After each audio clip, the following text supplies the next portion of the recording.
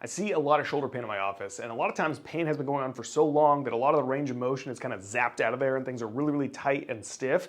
And it can be a little bit sneaky though, because sometimes we'll look at shoulders and we'll see people moving back and forth a little bit. But why it's a little bit sneaky is because sometimes they just get really, really good at moving their shoulder blade. So when we're trying to identify different ranges of motion, it's important to take that shoulder blade out of it. And I'll say the number one range that usually I work on, and the shoulders that come to my office at least, is internal rotation. So usually things are really, really tight and people don't like to rotate their shoulder like this. And so we're gonna work on this exercise and we're gonna use the floor to kind of block out the shoulder blade so we can really get a lot of good motion from the actual ball and socket joint, and just start phase one, like opening things up, giving you some new range of motion. Try this guy out, I hope it helps you out a little bit. All right guys, so we're gonna get on the ground here, and I'm just gonna use the ground, like I said, to kind of block my shoulder blade, and that's why I really like this setup here.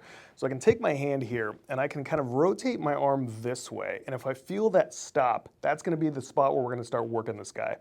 So I'm gonna go right here and I'm gonna take this hand and I'm gonna block my wrist. And the next thing I'm gonna do is I'm gonna try to contract the muscles in my shoulder to move my arm this way, but I'm just using this guy to not let it. So I'm gonna go nice and easy here, and I'm just gonna kind of press back, and I'm really gonna get that shoulder blade working a little bit.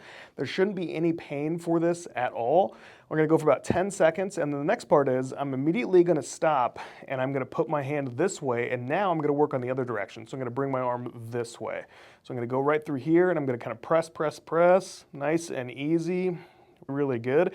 If you don't have any sort of shoulder stuff going on, like when I do this, my shoulder's feeling great. I'm working really, really hard. So I'm almost shaking when I do this. So I'm kind of pushing here, I'm contracting, I'm building a lot of tension in my arms, and I'm really making this shoulder work really, really hard. Then I'll stop and I'll go the other direction, but I'm listening to my body. If we have pain, we can go a little bit less, go with whatever you're comfortable at, but we shouldn't go pushing through any sort of pain here. But this is a really great setup to get that shoulder moving a little bit better. I hope this helps out.